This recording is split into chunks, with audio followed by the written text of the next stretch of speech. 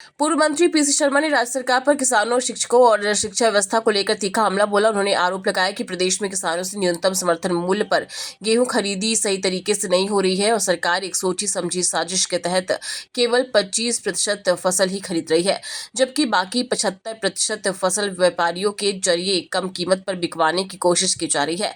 शिक्षक पात्रता परीक्षा को लेकर भी पीसी शर्मा ने सरकार की मंशा पर सवाल उठाए और कहा कि सरकार कोर्ट और नियमों के नाम पर केवल तारीख का खेल खेल रही है, जबकि युवाओं को रोजगार देने की बजाय प्रक्रिया को लंबा खींचा जा रहा है। उन्होंने यहां तक कहा कि सरकार आउटसोर्सिंग के जरिए ही तंत्र चलाना चाहती है और शिक्षकों के भविष्य के साथ अन्याय हो रहा है।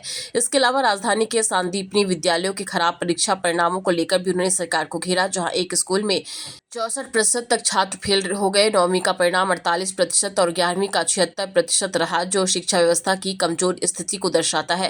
उन्होंने कहा कि सरकार केवल स्कूलों के नाम बदलती रही है, मॉडल स्कूल, सीएम राइज और अब सांदीपनी, लेकिन गुणवत्ता में कोई सुधार नहीं हुआ। साथ ही आगामी CWC बैठक को लेकर उन्होंने बताया कि इसमें महिला नेतृत्व को मजबूत करने और 33% आरक्षण जैसे अहम मुद्दों पर चर्चा होगी, जिससे पार्टी के संगठनात्मक ढांचे को और मजबूत किया जाएगा। जनता से अपील है कि सरकार मोदी जी की फेल हो गई है, ये सरेंडर की सरकार हो गई। अब पाकिस्तान, ईरान और अमेरिका का समझौता करा रहा है, वो भी पाकिस्तान में बैठ गए। उनके उनके वहाँ के जो मार्केट के रेट्स हाई हो गए ज़िंदगी में पहली बार इतने। और कितना बड़ा षड्यंत्र में फंसा हुआ है देश कि चीन, ईरान नहीं कर रहा था तो चीन ने कहा कि पाकिस्तान को क्रेडिट मिले, इसलिए चीन ने कहा कि भैया ये सीज फायर कर लो। तो चीन, पाकिस्तान, अमेरिका से घिरा हुआ है हिंदुस्तान। रशिया से दोस्ती थी, इंदिरा गांधी ने पाकिस्तान के 2 टुकड़े कर दिए थे, बांग्लादेश बना दिया था, 1 लाख सैनिकों ने सरेंडर किया था। आज हम सरेंडर कर रहे हैं, हमको तेल लेना है तो अमेरिका से पूछना पड़ रहा है।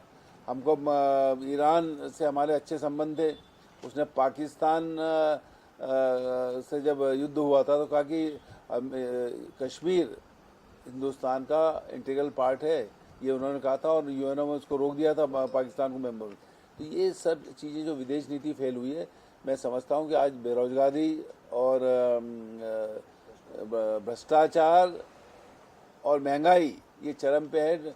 सरेंडर तो कर दिया लेकिन सिलेंडर आज भी नहीं मिल रहा है, लोग परेशान हो रहे हैं। ये कहा जा रहा है कि वो सीएनजी जिसको पैदा कर रहा है अदानी की कंपनीज है, तो बोले कंपलसरी है वो लेना, गैस सिलेंडर नहीं मिलेगा। तो ये जो चल रहा है इस समय, और ऐसा ये धारा 12 है कि कोई कंपलसरी वो नहीं कर सकते, ये चीज़ आपको लेनी पड़ेगी। अलग अलग तरह की कारें आ रही हैं, उसकी इलेक्ट्रिक कार भी आ रही है, लेकिन ऐसा कोई नियम नहीं कि आपको लेनी पड़ेगा क्योंकि डीजल पेट्रोल कम हो रहा है। लेकिन इसमें लेके आ रहे हैं जिससे अंबानी को फ़ायदा पहुंचाए। तो मैं समझता हूं इस तरह की कोई भी सरकार नहीं आनी चाहिए। मैं केरल में था और त्रिवेंद्रम में था, मैं हो के आया हूँ। केरल में कांग्रेस की सरकार बनने जा रही है और आसाम में भी बनेगी। और जहाँ तक वहाँ का सवाल है बंगाल का, तो वहाँ निश्चित तौर पर ममता बनर्जी भारी है। बहुत उत्पात कर लिया 2 दाढ़ी वालों की जोड़ी ने, लेकिन उससे कोई फर्क पड़ने वाला नहीं। से गेहूं उपार्जन की बात सरकार ने कही थी और छोटे किसानों से शुरुआत करने की बात भी कही थी, लेकिन बहुत सारी जगह देखने में आ रहा है कि किसान ना पहुंचे हैं, ना ही खरीदी हो रही है, ना कहीं। गेहूं उपार्जन सरकार की डिले करने की सोची समझी साजिश है, क्योंकि किसान को पैसे की ज़रूरत पड़ती है, फिर वो बिचौलियों को, व्यापारियों को बेच देता है और कम में बेच देता है। 2000 और 2200 में ये 2700 जो इन्होंने वादा किया था वो भी नहीं दे रहे। तो ये सोची समझी साजिश है और इनका ये कहना है कि जो सरकार इस पे लेगी सरकारी रेट पे, वो केवल 25%, 75% तो आप उसको ही दो व्यापारियों को। तो पूरी तरह से बेवकूफ़ बना रही सरकार और किसान विरोधी सरकार है ये। पहले बिजली पानी नहीं मिला, खाद नहीं मिली, और अब खरीदने का जब मौका आया, ये मार्च के महीने में ही शुरू हो जाना था, ये अप्रैल 10 आ गया, तो ये फेल हो गई और अभी भी चालू नहीं होगा।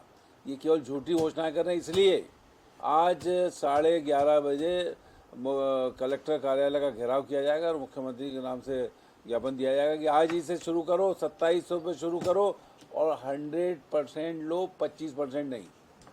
जैसे कि कल बड़ी बैठक बुलाई गई है दिल्ली में, दिल्ली के इंदिरा भवन में बैठक होगी, तो बैठक में महिला आरक्षण को लेकर चर्चा जो है वो सीडब्ल्यूसी के तमाम सारे सदस्य करते हैं। कांग्रेस पार्टी महिला आरक्षण के मामले में हमेशा से सीरियस रही है। ये जब राजीव गांधी जी के ज़माने में दिग्विजय सिंह जी ने पंचायती राज में और नगर पालिका निगम में ये 33% आरक्षण पहले ही कर दिया था। अगर हम देखें भोपाल की महापौर बनी थी विभा पटेल उस समय, ये उसी की देन है। आज की जो महापौर जो बनी हुई है यहाँ पे मैडम मालती राय, ये सब उसी की वो हैं। तो ये कांग्रेस का सोच पुराना है। ये तो बीजेपी अब इसको रास्ता सूझ नहीं रहा है। ये आने वाले चुनाव में इनका बंटा ढाल होने वाला है, इसलिए कोई रास्ते ढूंढ रहे हैं कि कोई ऐसा मूव करें जिससे आगे फिर सरकार बन जाए। पार्टी के अंदर का पूरा गोलमाल किया, सुप्रीम कोर्ट से आदेश आ जाना, फिर कोर्ट खुद का जाना, कहीं ना कहीं वो ओबीसी वाला सरकार, मामला कहीं पे फंस जाएगा। ये सरकार जो है कुल मिला के लोगों को नौकरी से निकालना चाहती है। अभी 28,000 लोग 3 महीने में रिटायर हो गए, कोई नई भर्ती हुई नहीं। ये तो मंत्रालय वल्लभ भवन को भी आउटसोर्स पे देने वाले हैं, वो स्थिति हो जाएगी।